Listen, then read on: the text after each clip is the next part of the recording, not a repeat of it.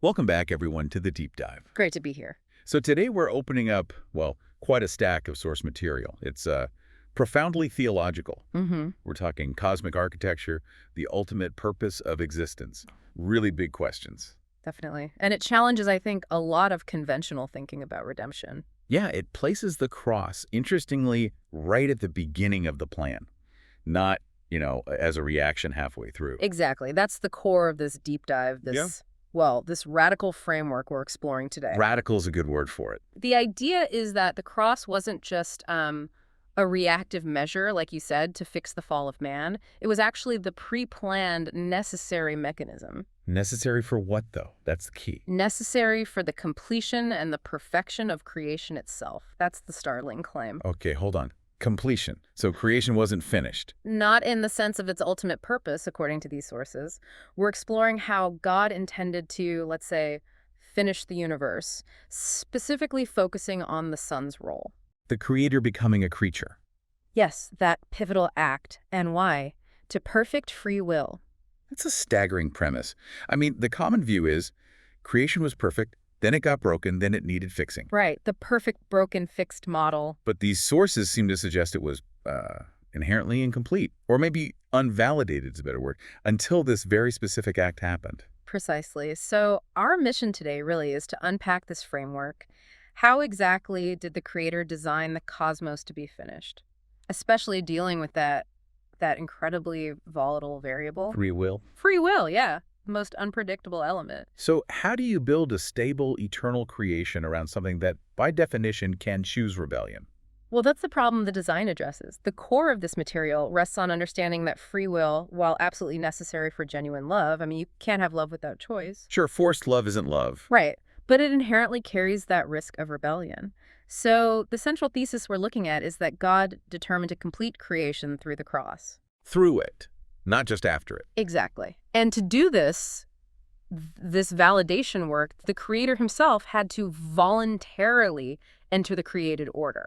He had to become a creature. To prove the system works. To validate the entire design, yes, right. From the inside. Okay, so the creation project wasn't really finished on that symbolic seventh day of rest. Yeah. Maybe it was resting until the cross, waiting for that final unshakable foundation. That's a good way to put it. The cross provides that foundation. And if this was the intended method all along, the question becomes, what was God ultimately trying to achieve with this? What were the goals? Right. If it's not just fixing a mistake, what's the positive objective? Two monumental goals, really, and they're totally interconnected. First, the perfection of creaturely free will. Perfection. What does that mean in practice? It means moving free will beyond just the possibility of choosing right, into the absolute certainty of eternal, perfected loyalty.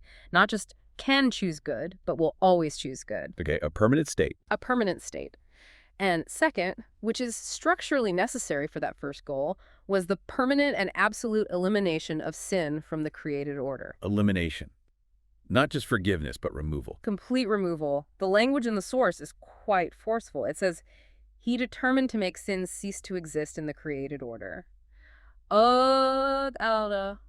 Wow. So this isn't just, cleaning up a mess. It's purification at a structural level. The very potential for sin is dealt with. I think that's where the magnitude of this claim really sinks in.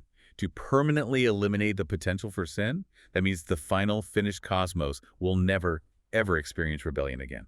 That's the definition of a successful, eternally stable creation in this framework. And that brings us to the finished product then, the standard bearer for this completed state. The sources call them the first fruits, right? Yes, the first fruits. They represent the original intention finally realized. They are the finished product of the whole creation experiment. So creatures whose free will isn't just tested, but it's complete, permanent, eternally loyal. Exactly. They are the prototype successful citizen of this new finished creation. They embody the goal. Okay, so how do we, as, let's face it, fragile, often struggling humans, get from where we are now to that state, to that perfected free will? Yeah. What's the mechanism for becoming one of these first fruits? Well, the mechanism described is very specific, and it's relational. It's not automatic. Okay. Humans who willingly accept the Son, who is the prototype, they receive the Holy Spirit. Right. And it's this reception and the subsequent transformation by the Spirit that enables them to become these first fruits. So it's not just God flipping a switch. It requires our participation, our voluntary alignment. Absolutely. The completion of creation isn't portrayed as some unilateral decree from God. It requires the creature's voluntary participation, aligning their free will with the Creator's perfected will, as demonstrated by the Son. That makes sense. It has to be a free will achievement. Which means creation is ultimately completed not by, say, physics or just the passage of time, but by a moral and relational achievement. That distinction is crucial. Creation as an achievement, not just an event that happened once. Precisely. You know, if creation was only about the physical stuff, it was done relatively quickly.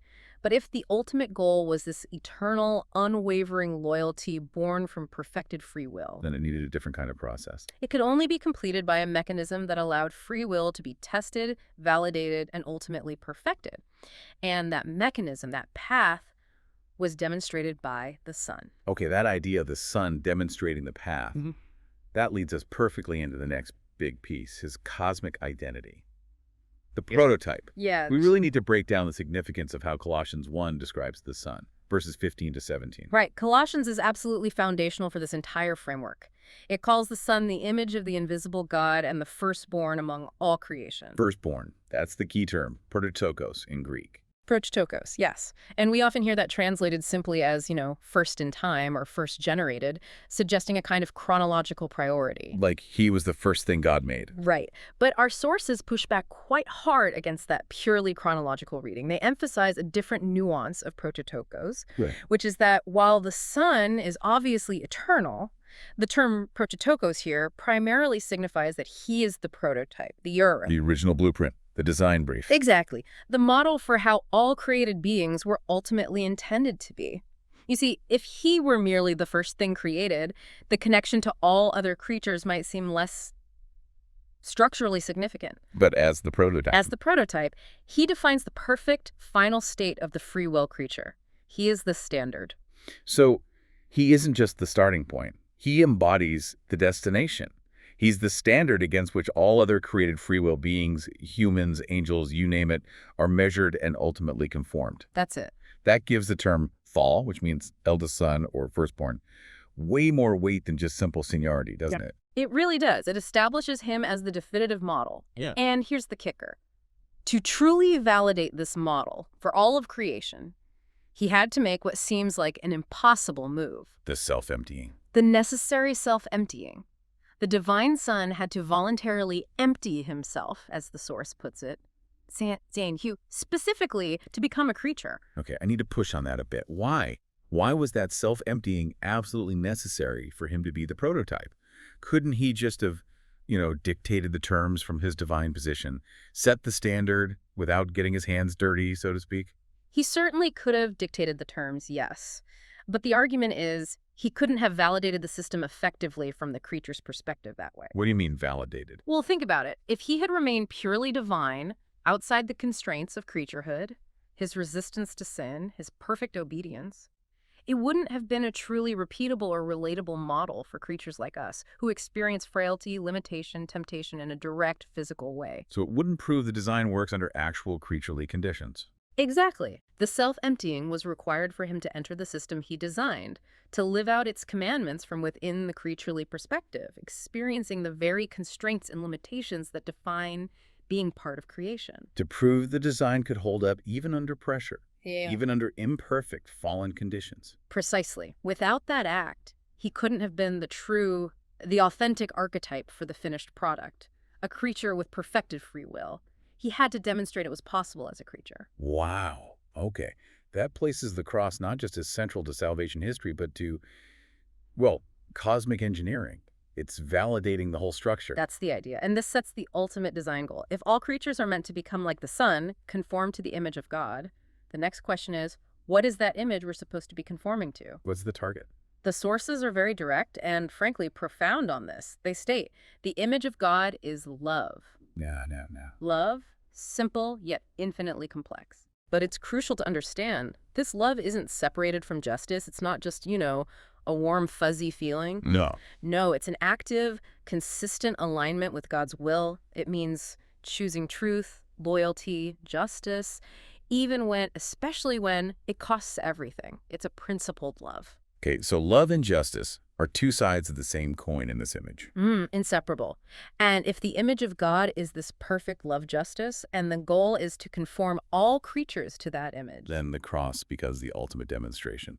The place where that perfect love and perfect justice are displayed simultaneously under the most extreme pressure. absolutely. The sources argue the cross was planned precisely for this, to ensure creatures could fully align with both God's love and his justice. In this alignment, what does it result in for the creature? It results in the creature achieving permanent rest. The source uses the term true rest or peace. A state where they won't fall again. Exactly, ensuring they will never fall, never cause God sorrow, and thus confirming the permanent peace and stability of the entire created order.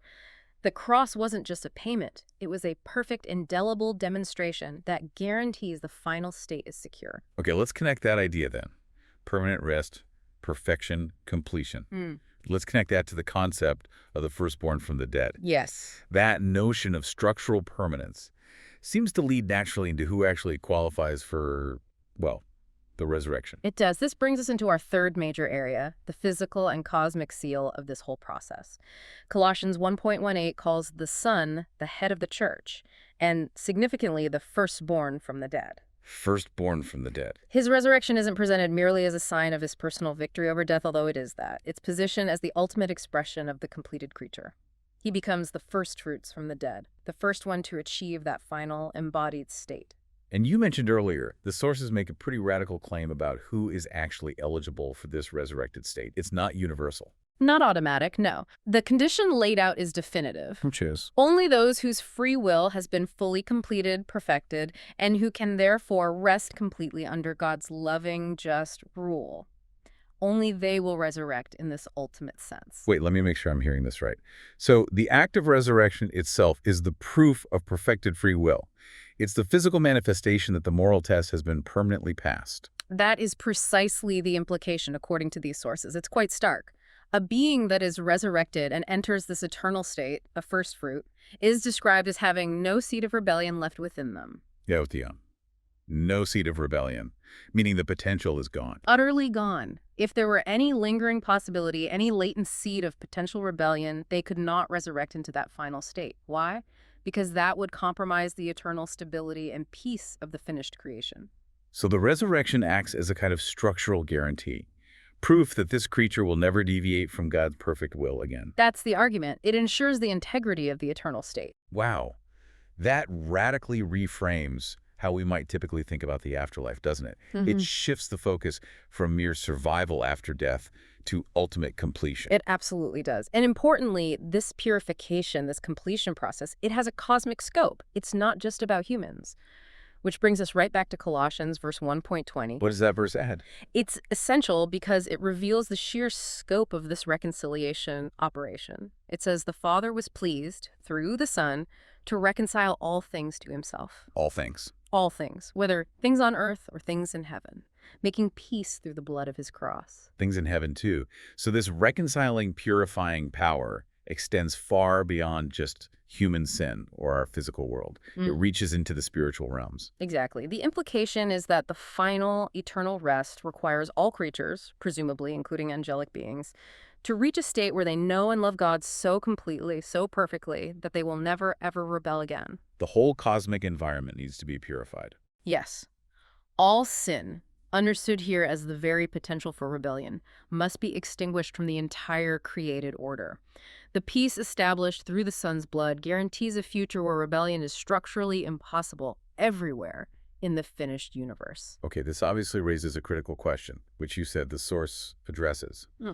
If this reconciliation applies to beings in heaven, and resurrection is the proof of completed free will for humans, does this mean spiritual beings, like angels, also resurrect? I mean, they don't die in the same way we do. Right, that's a vital point of clarification the source makes. It's a semantic difference, but functionally important.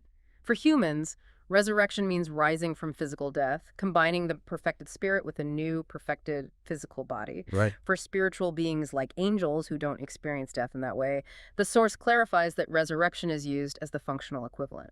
It means the possibility of reversal is gone. Possibility of reversal. Yeah. Meaning the potential for them to rebel again.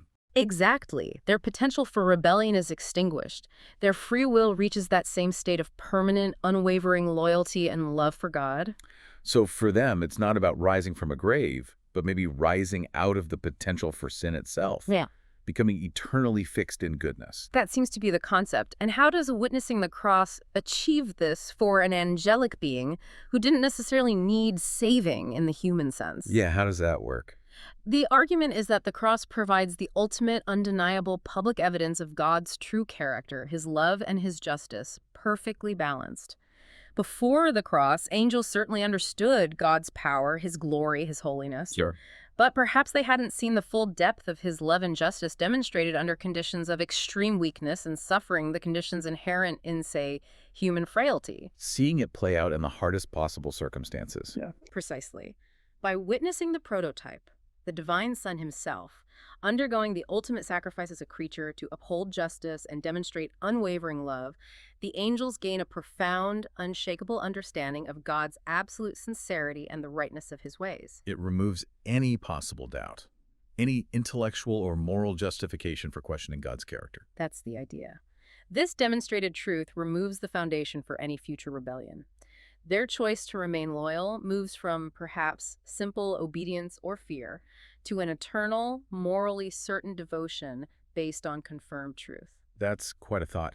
The cross acts as a permanent cosmic educational tool, confirming the fundamental goodness and trustworthiness of God for all eternity, even for the highest spiritual beings. And this certainty, this perfection of their free will to love God and neighbor completely, becomes their final, irreversible state. Whether achieved through resurrection from physical dead for humans or through this moral confirmation for spiritual beings, the mechanism ensures the eternal rest is structurally sound and universal. Okay, so if the path to this completed free will is confirmed by the Son, let's now zoom in on those who successfully follow him, particularly the specific categories of the finished product, the first fruits, especially among humanity. Right. This starts, according to the outline, with Romans 8.29. Yes, Romans 8.29 provides a clear statement about the plan. It says, God designated those he foreknew to be conformed to the image of his Son. Conform to the image. Yeah. Like a prototype we discussed. Exactly. And the purpose given is so that the son might be the eldest son, the shire, among many siblings. Siblings. That emphasizes a family structure. Very much so. This isn't about God just picking favorites arbitrarily. It's about establishing a family structure for the completed cosmos, where the eldest son, the perfected prototype, leads and protects the others. And the role of the son, the firstborn or eldest son, here is key, isn't it? The source connects it to, well, an ancient failure. It does. It links it all the way back to Cain and Abel. The son fulfills the duty that Cain tragically denied. Which duty is that? The duty of the firstborn, the Tho, as the protector of the family unit. They are responsible for ensuring the family remains whole, connected to the father. Their role involves submitting completely to the father, thereby ensuring the stability of the whole structure, and also actively working to bring any disobedient siblings back into submission so they aren't cut off from the father's life. Am I my brother's keeper? Exactly. Cain's cynical denial in Genesis 4.9 represents the failure of the created being to fulfill that protective, unifying role. The Son, in contrast, fulfills it perfectly through his sacrifice and his demonstration on the cross. He is his brother's keeper. That makes the son's role as eldest brother profoundly relational and active. He's the ultimate guardian of the family structure, securing its eternal continuation in perfected peace. That's the picture painted. Okay, now let's explore the three specific categories of first fruits mentioned in the source. You mentioned they link to the progression seen in the ancient Jewish agricultural festivals. Yes, this agricultural parallel is really helpful. It grounds the theological progression in something tangible. Ancient Israel marked the harvest season with a sequence of 3 main offerings, and the source maps these onto the stages of the final spiritual harvest. Makes sense. What's the first category? The first category is singular, the first fruits of those who sleep. This is Christ himself. 1 Corinthians 15.20 states this directly. Christ has indeed been raised from the dead, the first fruits of those who have fallen asleep. The very first one. The very first. And this is linked liturgically to the waving of the first sheaf of the barley harvest, described in Leviticus 23. This offering happened the day after the Sabbath, during the Feast of Unleavened Bread. It marked the absolute beginning of the harvest, presenting the initial perfect product to God. So Christ is that single, perfect, first fruit sheaf. He establishes the standard for the entire harvest to come. Precisely. The one perfect offering that validates the whole process. Okay, that's the first. What's the second category in this progression? The second category is broader. It's the first fruits of the Spirit, mentioned in Romans 8:23. Who does this refer to? This refers to general believers, those who have received the Holy Spirit. The Spirit acts as the initial down payment, or the source calls it the earnest money of their ultimate inheritance. Like a deposit guaranteeing the full payment later. Exactly. But crucially, Romans 8 says these people who have the first fruits of the Spirit are still groaning inwardly as we wait eagerly for our adoption to sonship, the redemption of our bodies. So they're sealed, they have the Spirit, but the process isn't fully complete yet. They're still waiting for that final physical redemption. That's the key distinction. They have the spiritual seal, the promise, but they are not yet physically resurrected or perfected in the absolute sense. The source might imply that that seed of rebellion might still be latent or possible within the weakness of the flesh, even if the Spirit is willing. Okay, so this group is redeemed, saved, sealed. But the completion, that absolute permanence of perfected free will we talked about, isn't quite finalized yet. Not in its fullness. And this stage is linked liturgically to the Festival of Pentecost. Pentecost, right? 50 days later. Yes, the Feast of Weeks, which occurs 50 days after the waving of the first sheaf. Pentecost represents the larger general ingathering of believers through the outpouring of the Spirit. It's a big harvest, a diverse group. The beginning of the church age, essentially. Right. But the work is still ongoing within these individuals. They are sealed, yes, but still subject to the struggles and weaknesses of the flesh, still needing to strive daily to work out their salvation with fear and trembling, as Paul says elsewhere. So they have the promise, they've definitely started the journey, but they haven't necessarily reached that final, unshakable permanence of will, the state where rebellion is impossible. Correct, which implies there must be a third category, the truly finished product among humans. The ultimate harvest. Exactly. And that leads us, according to the source material, to the third category, the first fruits redeemed from among humanity. This group is symbolically represented by the 144,000 described in the book of Revelation, specifically chapter 14. The 144,000. Often a point of much speculation. Indeed. But within this framework, they represent the truly completed first fruits among humanity. Those who have fully achieved that final, permanent state of perfected free will. They are the ones who have perfectly followed the prototype, the Son. They represent the climax of the human harvest. Okay, let's dig into the specific characteristics the source assigns to this group, based directly on Revelation 14. What makes these 144,000 the ultimate finished human product, according to this interpretation? The traits listed in Revelation 14.4-5 are very specific and emphasize total purity and an uncompromising loyalty to the path demonstrated by the Son. What's the first one? First, they are described as those who did not defile themselves with women, for they remain virgins. Okay, that sounds literal, but given the context. The source interprets this metaphorically, not literally about celibacy. It suggests it means they were not defiled by spiritual harlotry, meaning they didn't compromise with the world's system, with Satan's temptations, or with sin. It signifies a state of absolute internal, moral purity and undivided allegiance to God. Right, so it's about their spiritual faithfulness, their allegiance, not necessarily their marital status. That makes more sense in this cosmic context. What else? Then there's the relational aspect, their fidelity. They possess absolute fidelity and purity. The source uses the term "at toward the Son." Undivided loyalty. Undivided, and this is shown actively. They follow the Lamb wherever he goes. Follow the Lamb. What does that mean practically in this framework? The source is very clear. This means following the path of the cross. The path of voluntary self-denial, suffering for righteousness' sake, obedience even when it's incredibly difficult, even potentially unto death. So it's not just believing the right things, it's living out that costly obedience. That's presented as the ultimate proof of perfected free will, consistently choosing God's will over their own comfort, their own survival instincts, their own sinful desires, no matter the cost. Okay. Purity, fidelity, following the path of the cross. Is there more? Yes. There's a final characteristic mentioned, which speaks to their communication, their very words. What's that? No lie was found in their mouths. They are blameless. No lie. That sounds straightforward, but does the source give it a specific meaning here? It does. It suggests this isn't just about, not telling everyday untruths. The specific falsehood highlighted is the foundational, blasphemous lie first propagated by Satan in the garden. Which lie is that? The lie that God himself is a liar. The lie that his commandments are unfair, burdensome, or unnecessary. The lie that he doesn't truly love his creatures or have their best interests at heart. Ah, so the 144,000 are those who, by their very lives, their endurance, their perfected loyalty, completely refute that lie.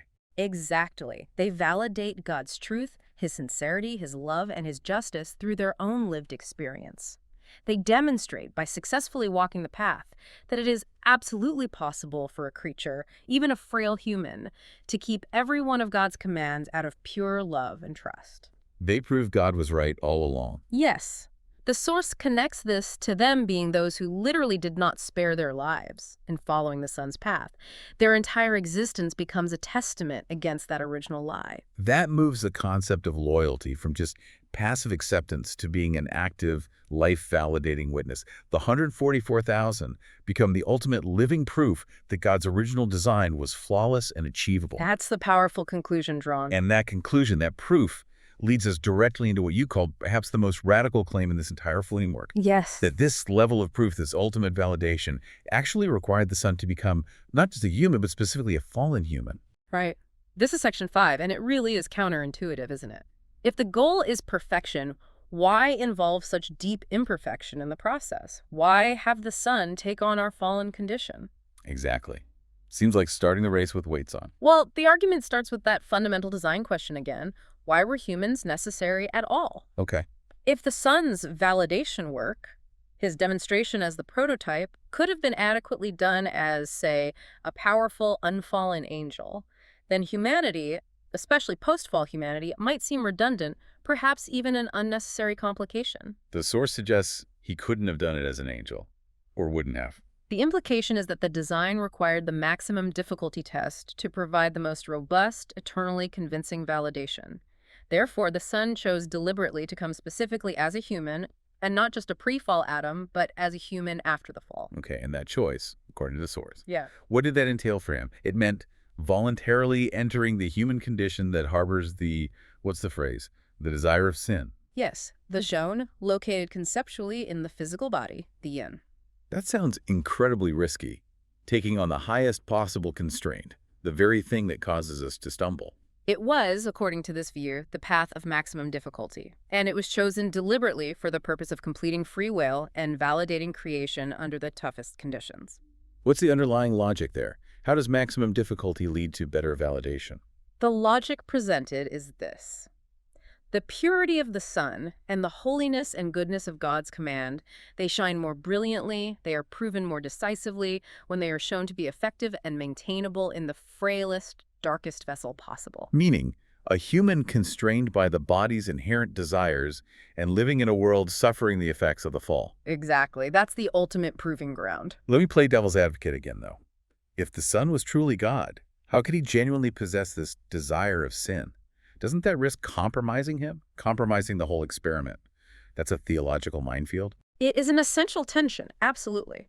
The source seems to navigate this by suggesting he possessed the desire in the physical body, he experienced the temptation inherent to the flesh, the gravitational pull towards selfishness, self-preservation, and deviation from God's will that defines our post-fall human existence. So he felt the pull, the temptation. He felt its reality intensely, but crucially, he did not consent to it. He never yielded. The victory isn't portrayed as him being immune to the desire. The victory is his perfect resistance to the desire while being fully constrained by a body that genuinely harbored it. So the struggle was real, and his overcoming it is what validated the commandment. Perfectly validated it, yes. It proved the command could be kept, not just by a divine being operating outside constraints, but by someone experiencing the full weight of creaturely, even fallen limitation. Okay, the source uses an analogy, right? Comparing the difficulty level for an angel versus a human resisting temptation. Can you unpack that? Yes, it's a helpful comparison. Think of it like this. An angel, being a powerful spiritual intelligence, exists much closer to the direct light and glory of God. They understand God's majesty, his power, his reality with far greater clarity than we humans typically do. Right, they have a clearer picture. So for an angel to resist Satan, who they know is a liar and an opponent, is certainly a challenge, requiring loyalty, but its resistance built on a foundation of near-perfect knowledge and relatively clear spiritual sight. Okay, makes sense. Whereas a human, A human, especially post-fall, is described almost poetically as someone who can barely see the sun. We're limited, burdened by physical needs and weaknesses, our perception often obscured by the effects of the fall, and we're trapped, in a sense, in a physical body that inherently harbors the desire pulling away from God. but for that limited human burdened in that way to resist temptation. To choose God's love and justice anyway, while constrained by a body that instinctively rebels, seeks its own comfort, fears pain, and desires self-preservation above all else. That resistance is presented as being far, far more difficult. It requires a deeper level of faith and loyalty against immediate physical and emotional evidence, Precisely. It's loyalty proven in the dark against the rain. which makes the human test the ultimate validator for the entire cosmos. That's the argument. Resistance under relatively ideal circumstances, like the angels might experience, is one thing. But resistance under the most difficult, constrained, and spiritually darkened circumstances, the fallen human condition, provides the final undeniable proof of the commandment's goodness and achievability.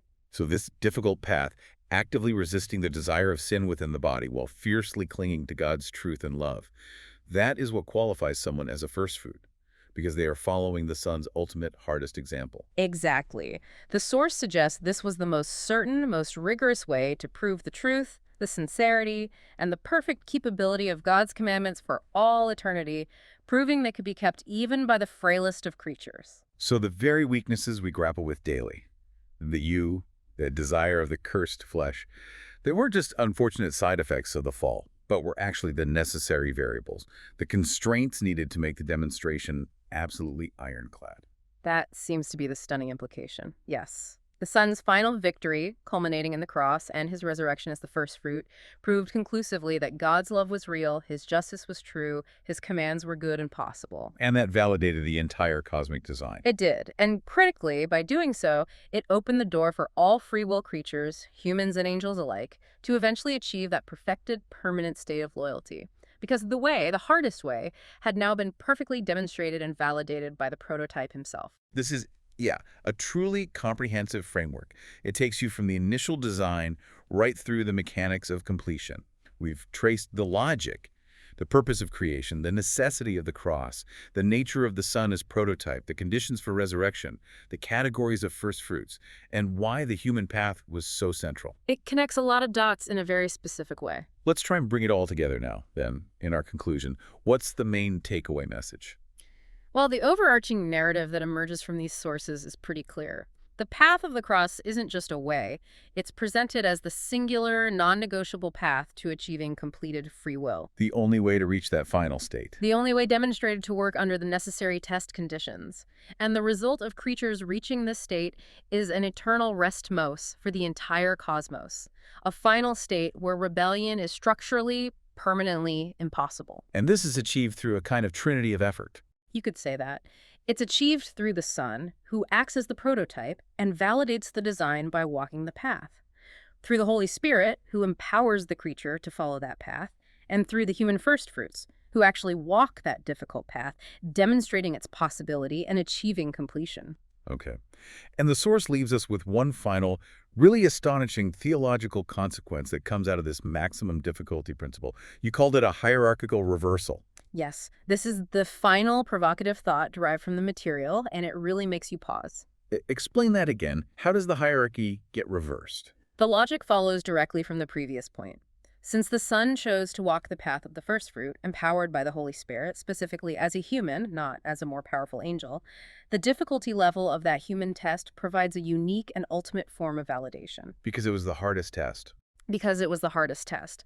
Therefore, the human firstfruits, the 144,000, having achieved completed free will under the most severely constrained circumstances imaginable within the Yom, the fallen flesh, they might actually be acknowledged in the final order as sons born first. Sons born first, meaning spiritually senior, even to angels who were created before them. Potentially, yes. That status in the completed creation isn't determined by your starting point in the initial creation order, angel first then human, but by the difficulty and the success of the loyalty test you passed. The last, in terms of creation order and initial capacity, potentially become first in terms of validated status. Wow. That's humbling and elevating at the same time. It is. The idea is that the angels, whose own free will is subsequently brought to completion and permanence by observing the moral certainty, the undeniable love and justice demonstrated through humanity's struggle and climaxing in the Son's ultimate human sacrifice. They might find themselves, in a sense, placed hierarchically in relation to the human firstfruits who endured the direct test.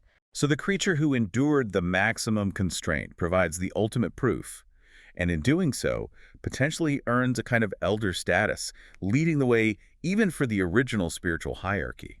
That's the profound dignity this framework assigns to humanity's suffering and struggle within the cosmic plan. It wasn't meaningless, it was central to the validation of everything. That is an immense concept to wrestle with. It completely reframes the purpose of human struggle, doesn't it? It certainly does. Which brings us, and brings you, the listener, right to our final point for contemplation. Given this whole theological framework we've explored, what does it mean for your own perceived limitations, your struggles, that ego, the desire of the cursed flesh, the very things you might fight against daily? Yeah, think about that. If those limitations, those constraints, the inherent difficulty of just being a human after the fall, if those were actually the necessary conditions required for the most perfect, the most eternally durable demonstration of loyalty and love, does that change how you view your daily struggle? Does it shift it from being evidence of failure to potentially being the stage for ultimate victory? Perhaps.